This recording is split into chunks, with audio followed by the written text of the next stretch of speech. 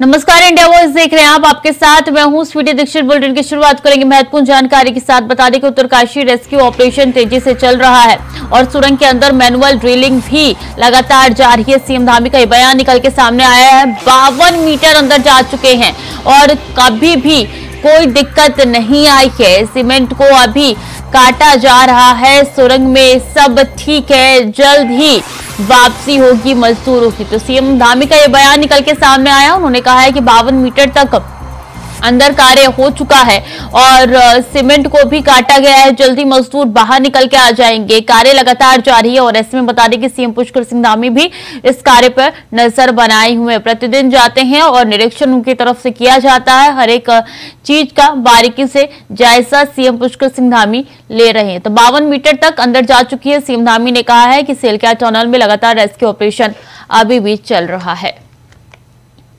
अभी कैंतुरा ज्यादा जानकारी के साथ जुड़ चुके हैं। अभी 52 मीटर लंबा फासला होता है, अंदर जा चुके हैं और कितना वक्त? बिल्कुल, ये कह सकते हैं कि अब वो घड़ियां यहाँ पर आ रही है जो इस रेस्क्यू अभियान के अंतिम पड़ाव पर जब पहुंचे हैं। 52 मीटर तक ये कह सकते हैं कि टनल्स के भीतर जो मैनुअली ड्रिलिंग का जो काम था वो यहाँ पर पूरा हो चुका है और अब सिर्फ ये कह सकते हैं कि 5 से 6 मीटर का फासला और यहाँ पर बचा हुआ है, जिसमें उम्मीद ये लगाई जा रही है कि अगले 2 से 3 घंटे के भीतर उस फासले को भी पार करने का काम यहाँ पर होगा। उसके बाद इस रेस्क्यू अभियान को ये समझा जा सकता है कि जो श्रमिक होंगे उनको सकुशल बाहर निकालने की प्रक्रिया वहां पर शुरू होगी। 2 से 2.5 घंटे उसमें लगने की उम्मीद है। ये कह सकते हैं कि आज दोपहर बाद वो घड़ी यहाँ पर आएगी जिस घड़ी का इंतजार पिछले 16 दिनों से किया जा रहा था, क्योंकि आज रेस्क्यू अभियान का 7वां दिन है। तो ऐसे में कह सकते हैं कि सभी लोग जो इस समय उम्मीद लगाए बैठे हैं उस उम्मीद को आज सफल होते हुए नजर आ रही है। मुख्यमंत्री पुष्कर सिंह धामी इस समय कह सकते हैं कि सिलक्यारा में जो रेस्क्यू अभियान की एजेंसियां जुटी है, यहाँ पर शासन के जो अधिकारी यहाँ पर जुटे हैं उनके साथ एक बैठक यहाँ पर कर रहे हैं। क्या कुछ अपडेट अंदर चल रहा है उनकी जानकारी यहाँ पर ले रहे हैं। इसके अलावा किस प्रकार से आने वाला जो काम होगा उसको किया जाएगा उसको लेकर भी बातचीत यहाँ पर कर रहे हैं, अधिकारियों को दिशा निर्देश दे रहे हैं।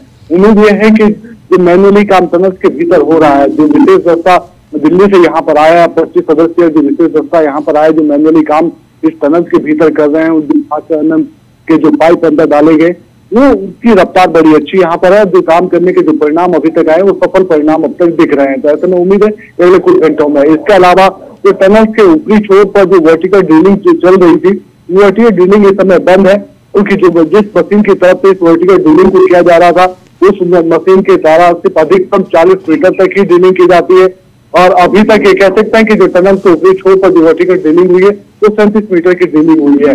यानी अब एक नई मशीन और वहां पर ऊपर चोटी पर पहुंचेगी टनल्स के ऊपरी छोर पर और उसके द्वारा आगे की ड्रिलिंग वहां पर की जाएगी। लेकिन उम्मीद ये है कि जिस प्रकार से टनल्स के भीतर मैनुअली काम के जो परिणाम सामने आ रहे हैं ऐसे में वर्टिकल ड्रिलिंग की आवश्यकता नहीं होगी। लेकिन विकल्प के तौर पर ये कह सकते हैं कि जो एजेंसी है वो यहाँ पर काम करती नजर आ रही है। तो उम्मीद है कि आज शाम तक या आज दोपहर बाद की जो राहत भरी जो खबर होगी वो यहाँ पर हम सबके सामने आएगी। जी जो रोबोट की सहायता लेने की बात की जा रही थी अभी, तो क्या ऐसा हो रहा है? संभव है कि रोबोट की सहायता ली जा रही है? मैनुअली काम चल रहा है इसलिए कोई दिक्कत नहीं आ रही है? बिल्कुल, अभी तक ये कह सकते हैं कि रोबोटिक का ऐसा कोई सहायता का या अंदर कोई काम का कोई अभी यहाँ पर मामला नहीं है। जो विकल्प के तौर पर उन्हें यहाँ पर जरूर बुलाया गया है। रोबोटिक की यहाँ पर पहुंची है कि अगर किसी प्रकार की उसकी आवश्यकता होगी लेकिन भविष्य में या आने वाले कुछ समय में उसका यूज यहाँ पे किया जाए। लेकिन फिलहाल जिस प्रकार से विशेष दस्ता टनल्स के भीतर काम मैनुअली अपना काम को अंजाम देता हुआ नजर आ रहा है, तो ऐसे में उम्मीद है कि दोपहर बाद आज जो खबर हम सबको यहाँ पर प्राप्त होगी, जिस खबर का इंतजार पिछले 16 दिनों से लगातार यहाँ पर किया जा रहा था, क्योंकि टनल्स के भीतर जो 41 श्रमिक अंदर फंसे हैं उनको सकुशल निकालने की जो प्रक्रिया है उसमें अब ये कह सकते हैं कि सफल परिणाम सामने आने लगे और जो मैनुअली जो टनल्स के भीतर जो दस्ता काम कर रहा है वो यहाँ पर बहुत तेजी से आगे बढ़ रहा है। जी, और कितने मीटर का फासला और बचा है? क्योंकि पिछली बार जब ऑगर मशीन खराब हुई तो उससे पहले 9 से 12 मीटर का फासला बचा था। अब चूंकि ये खबर आ रही है कि 52 मीटर पूरा कार्य हो चुका है, और कितना मीटर बाकी है अभी? जी बिल्कुल, ये कह सकते हैं कि जब ऑर्गन मशीन के द्वारा ड्रिलिंग यहाँ पर की गई थी तो 49 मीटर तक उनकी तरफ से ड्रिलिंग की गई थी और उसके बाद ऑर्गन मशीन के जो ब्लेड थे वो हजल और लोहे के सरियों के चलते वहां पर क्षतिग्रस्त हो गए थे। ऐसे में उन सभी ब्लेड्स को प्लाज्मा कटर से काटने का काम किया गया, उसको बाहर निकाला गया। उसके बाद जो ये कह सकते हैं कि जो पाइप 800 mm का जो पाइप अंदर भेजा गया था, आखिरी जो पाइप था जो शुरुआत शुरू से आगे था, उसका भी लगभग 1 मीटर हिस्सा था वो क्षतिग्रस्त हो गया था। उसको भी प्लाज्मा कटर से काट कर बाहर निकाला गया और उसके बाद मैनुअली वहां पर काम शुरू हुआ था। तो अभी तक ये कह सकते हैं कि लगभग कि मैनुअली काम अभी तक चल रहा है। कल दोपहर बाद से उस पर लगभग 4 मीटर की सफलता यहाँ पर मिल चुकी है और अभी ये कह सकते हैं कि सिर्फ 5 से 6 मीटर का फासला अधिकतम और यहाँ पर बचा है और उस फासले को पूरा होते ही यहाँ पर वो राहत की खबर हम सबके बीच में यहाँ पर हो जाएगी। जी अभी सीएम धामी मौके पर मौजूद है क्योंकि उनकी तरफ से लगातार जायजा लिया जा रहा है और ये उनका जायजा लिया ना हौसला अफजाई भी करने का काम कर रहे हैं मजदूरों के अंदर। जी बिल्कुल, ये कह सकते हैं कि लगातार जो टनल्स के भीतर जो मजदूर होते हैं उनकी हौसला अफजाई यहाँ पर की जा रही है। डॉक्टरों में भी एक सीनियर फिजिशियन और एक मनोचिकित्सक दोनों की तैनाती वहां पर की गई है। जो जब भी टू वे कम्युनिकेशन स्थापित होता है श्रमिकों से बातचीत करने का, तो दोनों मजदूर वहां उनसे दोनों जो विशेषज्ञ डॉक्टर है वो दोनों मजदूरों से बातचीत वहां पर करते हैं। अगर उन्हें किसी प्रकार की कोई परेशानी है तो उसकी दवाई को आगे भेजने का काम वहां पर किया जाता है। लेकिन अगर कोई दूसरी दिक्कतें उनके सामने आती है, दिमागी तौर पर कोई दूसरी परेशानियां सामने आती है, तो उसका हल मनोचिकित्सक की तरफ से वहां पर निकाला जाता है। ऐसे में टनल्स के भीतर फंसे हुए मजदूरों की भी हौसला अफजाई हो रही है और उन्हें आश्वासन भी दिया जा रहा है। जो खाने की जो आवश्यकता है उसको भी वहां पूरा करने का काम किया जा रहा है ताकि उनकी हौसला अफजाई यहाँ पर होती रहे और उनकी जो उम्मीद, उनका जो भरोसा वो टूटे ना। जी ठीक है भैया, बहुत बहुत शुक्रिया आपका तमाम जानकारियों के लिए।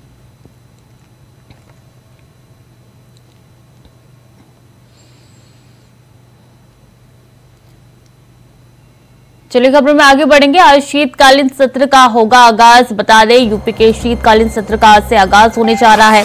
4 दिवसीय शीतकालीन सत्र आज से शुरू होने जा रहा है और इसी के साथ बता दें कि सबसे पहले आशुतोष टंडन को श्रद्धांजलि दी जाएगी और उसके बाद ये जो पूरा शीतकालीन सत्र है वो स्थगित हो जाएगा और हंगामा सदन में होने की ये आशंका जाहिर की जा रही है। कानून व्यवस्था, महंगाई समेत कई मुद्दों पर विरोध विपक्षी पार्टी जता सकती है और कई मुद्दों पर सरकार को घेरने की तैयारी में विपक्षी पार्टियां हैं। 29 नवंबर को प्रदेश सरकार पेश करेगी बजट। अनुपूरक बजट जो है वो वित्त मंत्री द्वारा पेश किया जाएगा। 2023-24 का अनुपूरक बजट पेश करेगी सरकार। 29 नवंबर को औपचारिक कार्य में अध्यादेश अधिसूचना नियमों को सदन के पटल पर रखा जाएगा। 30 नवंबर को अनुपूरक बजट पर फिर चर्चा होगी।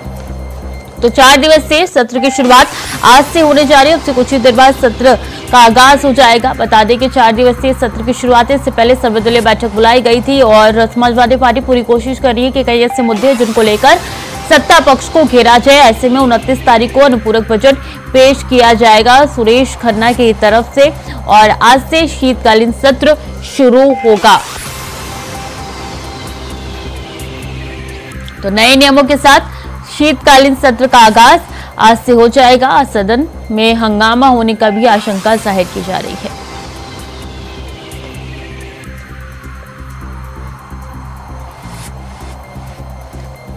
तो सरकार को घेरने में विपक्षी पार्टी है। समाजवादी पार्टी भी सरकार को घेरने की कोशिश करेंगी। कई ऐसे मुद्दे हैं, बेरोजगारी का मुद्दा हो और तमाम मुद्दों को लेकर समाजवादी पार्टी घेरने का प्रयास करेगी। और ऐसे में बता दें नए नियमों के साथ इस शीतकालीन सत्र का आगाज होने जा रहा है जिसमें फोन ले जाना अलाउ नहीं है। बैनर पोस्टर का आप इस्तेमाल नहीं कर सकते, चीख चिल्ला नहीं सकते और सभापति के टेबल के पास भी आप नहीं जा सकते। तो कई ऐसे नियम हैं जिनको लागू आज किया जाएगा और आज से ही शीतकालीन सत्र का शुरुआत होने जा रही है।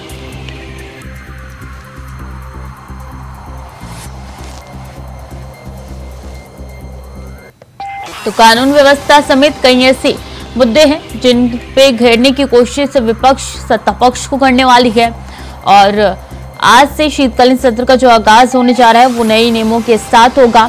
29 तारीख को अनुपूरक बजट जो है वो पेश किया जाएगा।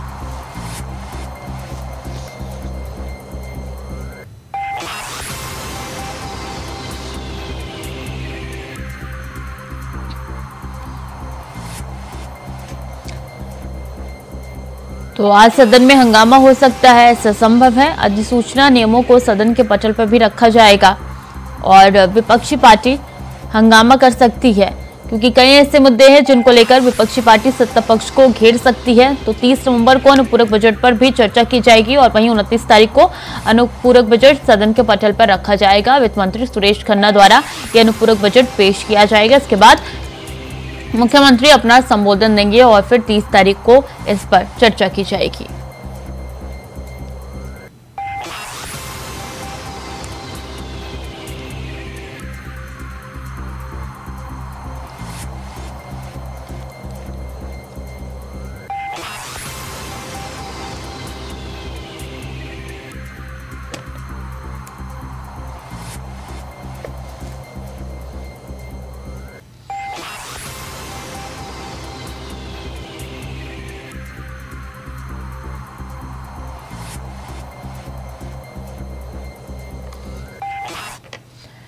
और बता दें आज योगी कैबिनेट की बैठक है, शाम 4 बजे होगी। योगी कैबिनेट की बैठक अनुपूरक बजट के प्रस्ताव समेत 2 दर्जन प्रस्तावों पर चर्चा होगी। राजस्व निरीक्षकों की नायब तहसीलदार पद पर पदोन्नति और पदोन्नति के लिए नियमावली में संशोधन को मंजूरी मिल सकती है। यूपी अधीनस्थ राजस्व कार्यपालक सेवा नियमावली में तीसरा संशोधन, उच्च शिक्षा सेवा चयन आयोग की नियमावली पर भी मुहर लग सकती है। तो आज योगी कैबिनेट की बैठक होने जा रही है। कहा जा रहा है शाम 4 बजे योगी कैबिनेट की बैठक होगी और कई ऐसे प्रस्ताव है जिनको मंजूरी मिल सकती है। 2 दर्जन प्रस्तावों पर चर्चा होगी। अनुपूरक बजट समेत 2 दर्जन ऐसे प्रस्ताव है जिन पे चर्चा संभव है इस बैठक में। बता दें कि शाम 4 बजे बैठक होगी। राजस्व निरीक्षकों की नायब तहसीलदार पद पर पदोन्नति और नए पदोन्नति के लिए नियमावली में संशोधन को मिल सकती है मंजूरी। बता दें कि कई ऐसे नियमावली है जिन पे मुहर लग सकती है। तो नियमावली में अध्यक्ष सदस्यों के चयन कार्य विवरण की जानकारी, नियमावली को हरी झंडी के बाद शिक्षकों की भर्ती का रास्ता साफ होगा। प्रेम पाठक ज्यादा जानकारी के साथ जुड़ चुके हैं। प्रेम, 4 बजे बैठक होने जा रही है, क्या कुछ खास रहने वाला है इस बैठक में? बिल्कुल, देखिए सीएम योगी कैबिनेट की आज एक अहम बैठक जो है वो शाम 4 बजे लोक भवन में होगी और इस बैठक में माना जा रहा है कई अहम प्रस्ताव जो हैं वो रखे जा सकते हैं और कई अहम प्रस्तावों को इसमें मंजूरी भी मिल सकती है। अलग अलग विभागों के कई सारे प्रस्ताव होंगे जिनको आज इस कैबिनेट बैठक में रखा जाएगा। लंबे समय से उन प्रस्ताव पर लेकर चर्चा चल रही थी, लेकिन आज उनको कैबिनेट के अंदर रखा जाएगा जिसमें चर्चा होगी।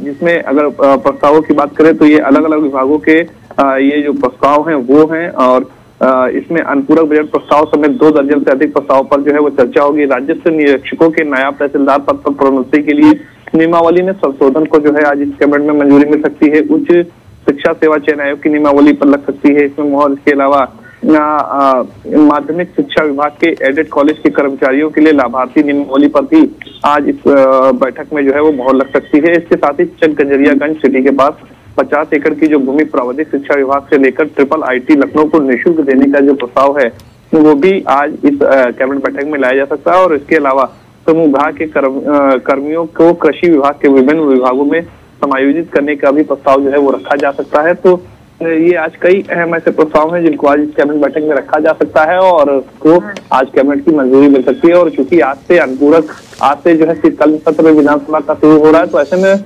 चूंकि आज पहले दिन प्रस्ताव के बाद विधानसभा की जो कार्रवाई है उसको स्थगित कर दिया जाएगा, तो आगे की कार्रवाई जो कल होगा अनुपूरक बजट आएगा उन सभी चीजों को लेकर भी इस बैठक में चर्चा हो सकती है। तो अनुपूरक बजट समेत 2 दर्जन ऐसे प्रस्ताव है जिसपे चर्चा होगी। बहुत बहुत शुक्रिया प्रियम, आप बने रहिए हमारे साथ, आगे भी आपका रुख करेंगे।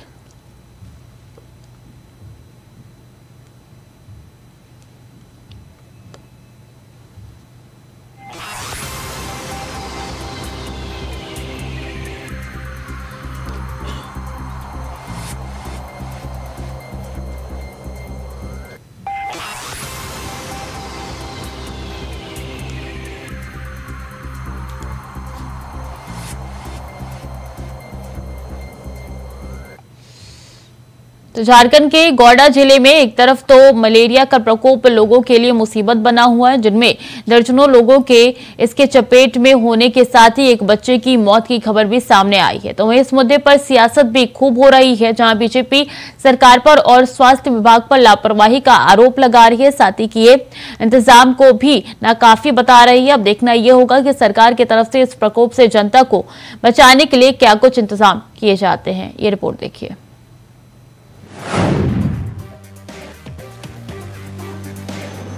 झारखंड में इन दिनों मलेरिया प्रकोप बरपा रहा है। गोंडा जिले के सुंदर पहाड़ी और लिट्टीपाड़ा में मलेरिया का प्रकोप देखने को मिल रहा है। मलेरिया के कारण करीब दर्जन भर लोग बीमार हो चुके हैं, तो वहीं एक बच्चे की मौत भी हुई है। इससे प्रदेश में सियासत उफान पर है। हालांकि इसको लेकर मेडिकल टीम गांव में कैंप लगा रही है और लोगों को सैंपल भेज रहे। जानकारी के मुताबिक बोवारी जोड़ प्रखंड के ललमटिया थाना क्षेत्र के कुसुम घाटी गाँव में पोलूस मोल्टो के 3 वर्षीय बेटी की मलेरिया से मौत हुई है। बच्चे की मौत की पुष्टि गोंडा सिविल सर्जन डॉक्टर अनंत झा ने करते हुए बताया कि गांव में 2 दर्जन से ज्यादा लोग बीमार हैं, जिसमें 5 मरीजों को गंभीर हालत में सदर अस्पताल में भर्ती कराया गया है। ये सभी परिवार सुंदर पहाड़ी भोज खाने के लिए गए हुए थे। 2 दिन पूर्व लौट के आए, इसके बाद से सभी लोग बीमार हैं। इस घटना की सूचना के बाद कुसुम घाटी और आसपास के गांव में चिकित्सकों का दल कुसुम घाटी पहुंचा हुआ है और गांव में कैंप कर रहे हैं। अब प्रदेश में ऐसा प्रकोप है तो भला विपक्षी नेता कहां शांत रहने वाले थे। लिहाजा मामले में बीजेपी नेताओं ने सरकार के खिलाफ मोर्चा खोल दिया है और सरकार पर लापरवाही का आरोप लगा रहे हैं।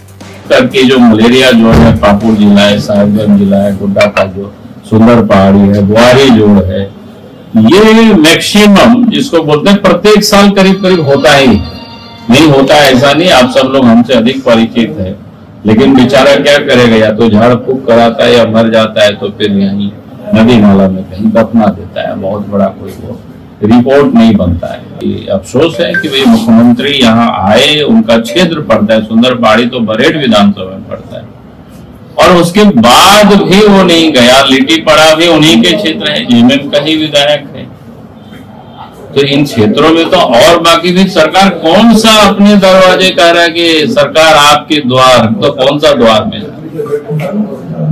उन द्वारों में जाना चाहिए ना जहां लोग पीड़ित है, जहां पर लोग अभी तकलीफ में लोग जी रहे हैं। लेकिन वहां तो गए ही नहीं, वहां देखे ही नहीं, और फिर वापस रांची चले गए। सबसे बड़ी बात है कि सरकार आपके द्वार कार्यक्रम आप अपनी ही विधानसभा बरहेट में कर रहे हो, और सुंदर पहाड़ी में आप ही के आदिवासी भाई, जिन्होंने कि आपको वोट देकर इतना पावरफुल नेता बनाया, आपके पिताजी को नेता बनाया, आपके पास फुर्सत नहीं है यहाँ आने के लिए। मैंने तो अपने नेता को रिक्वेस्ट किया है, हो सकता है कि कल बाबूलाल मरांडी जी का दौरा हो इस इलाके में। भारतीय जनता पार्टी लगातार दौरा करेगी, हम प्रयास करेंगे। माननीय प्रधानमंत्री जी लगातार मॉनिटर कर रहे हैं, कल भी उनके यहाँ से लगातार, कल भी फोन आया, आज भी फोन आया, आज भी मुझे रिपोर्ट करनी है। लेकिन मैं ये देखता हूँ कि यहाँ की स्थिति जितना मैंने सोचा था उससे ज्यादा खराब है। यहाँ आने के बाद मैं आपको ये कह सकता हूँ, यदि मेरी ये लोकसभा होती और यदि मेरी विधानसभा होती तो मैं चुनाव नहीं लड़ता, क्योंकि मैं जब 2009 में चुनाव लड़ने के लिए आया था, मैंने अपने क्षेत्र के जनता को कहा था कि यदि मैं विकास नहीं कर पाऊंगा तो मैं अगली बार आपसे वोट मांगने नहीं आऊंगा। यदि ये मेरी लोकसभा होती तो मैं पार्टी को नमस्कार कर लेता और मैं कहता कि मैं एमपी बनने लायक नहीं हूँ, एमएलए बनने लायक नहीं हूँ। जो भी यहाँ के एमपी हैं, एमएलए हैं, वो सभी जो है उनको राजनीति से संन्यास ले लेना चाहिए। एक तरफ जहां इसको लेकर बीजेपी सरकार पर हमलावर है, तो वहीं दूसरी तरफ सत्तारूढ़ दल सरकार के बचाव में उतर आई है। जो एहतियात बरतने के लिए आपको कहा जा रहा है, उन चीजों पर आप ध्यान दें। थोड़ी जागरूकता की भी आवश्यकता है, और मैं स्वयं मुख्यमंत्री जी से बात करूंगा। उनका क्षेत्र भी है, संवेदनशील रहते हैं, गरीबों के प्रति सरकार भी संवेदनशील है। मुख्यमंत्री जी तो इस दर्द को समझते हैं। हमें लगता है कुछ जो उनकी आंखों से अब तक ओझल है, उनकी आंखों के सामने लाएंगे तो हमें लगता है कि समस्या का अस्थायी समाधान होगा। और मुझे विश्वास है कि कभी काल कुछ बुराई में भी अच्छाई छिपी रहती है। हमें लगता है कि यह घटना सरकार के भी आंख को खोला है, प्रशासन के भी आंखों को खोला है, और हमें लगता है इस बुराई में फिर अच्छाई देखने को आएगा और इनकी सारी समस्याओं का समाधान होगा। मैं दावे के साथ कह सकता हूँ।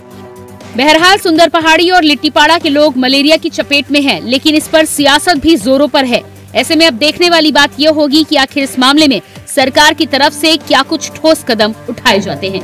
Bureau report, India voice. और बता दें कि सीएम योगी ने बुलाई है मंत्रिमंडल की बैठक। आज मंत्रियों से कामकाज का हिसाब लेंगे सीएम योगी आदित्यनाथ। लोकसभा चुनाव को देखते हुए तय होगी जिम्मेदारी, सरकार की योजनाओं को प्रभावी अमल में लाएंगे। कैबिनेट बैठक के बाद होगी मंत्रियों के साथ बैठक। तो महत्वपूर्ण जानकारी, आज मंत्रिमंडल का बैठक होने जा रहा है। बता दें आज मंत्रियों से कामकाज का हिसाब लेंगे सीएम योगी आदित्यनाथ। सीएम ने बुलाई है मंत्रिमंडल की बैठक और सीएम योगी आदित्यनाथ द्वारा ये बैठक बुलाई गई है। आज मंत्रियों से कामकाज का हिसाब लेंगे सीएम योगी आदित्यनाथ। आज मंत्रियों से लेखा जोखा लेंगे उनके कार्य का। लोकसभा चुनाव को देखते हुए उनकी जिम्मेदारी अब तय की जाएगी। प्रियम पाठक ज्यादा जानकारी के साथ बने हुए हैं। प्रियम, आज ये बैठक बुलाई गई, किस समय ये बैठक और क्या कुछ खास?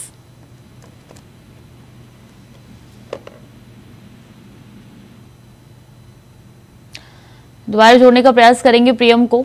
बता दें कि कैबिनेट बैठक के बाद होगी मंत्रियों के साथ बैठक और कई ऐसे कामकाज का लेखा जोखा है जो कि सीएम योगी आदित्यनाथ लेंगे और लोकसभा चुनाव के अनुरूप सीएम योगी आदित्यनाथ सबकी जिम्मेदारी जो है वो तय करने वाले हैं और योजनाओं को प्रभावी अमल में लाने की कोशिश भी इस बैठक के द्वारा की जा सकती है। तो कैबिनेट बैठक के बाद होगी मंत्रियों के साथ और सीएम योगी आदित्यनाथ ने बैठक बुलाई है, अमल में लाएंगे तमाम योजनाएं और कैबिनेट बैठक के बाद मंत्रियों के साथ बैठक होगी।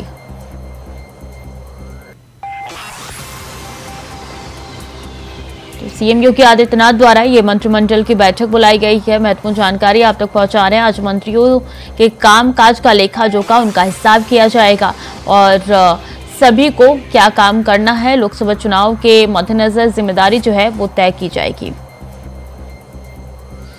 प्रेम पाठक एक बार फिर से हमारे साथ जुड़ चुके हैं। प्रेम, ये बैठक बुलाई गई है, किस वक्त ये बैठक होने जा रहा है और कहा यह जा रहा है कि कामकाज का हिसाब भी लिया जाएगा?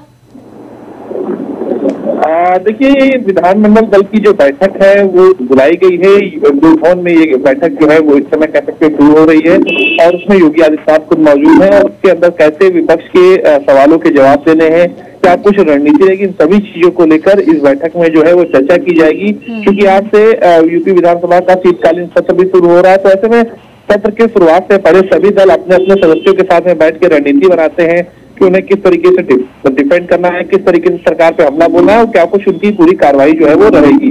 तो उसी को ध्यान में रखते हुए कह सकते हैं आज ये जो बैठक है वो बुलाई गई है और बैठक के बाद में तुरंत मुख्यमंत्री योगी आदित्यनाथ जो है वो विधानसभा पहुंचेंगे। विधानसभा पहुंचने से पहले वो मीडिया को भी संबोधित करेंगे और वहां पर मीडिया के समक्ष भी अपनी बात को वो रखेंगे। कल जिस तरीके से सर्वदलीय बैठक बुलाई गई थी उसमें सभी दलों के जो नेता थे वो पहुंचे थे और वहां पर इस बात का आग्रह किया गया था कि विधानसभा की कार्यवाही जो है वो ज्यादा से ज्यादा चलने दी जाए, उसके अंदर हंगामे ना किए जाए बल्कि ज्यादा से ज्यादा मुद्दों पर चर्चा हो। और कहीं ना कहीं आज से जो शीतकालीन सत्र शुरू हो रहा है उसकी खास बात यह है कि आज नई नियमावली के साथ में विधानसभा के अंदर ये पहला सत्र होगा जब शुरू होगा।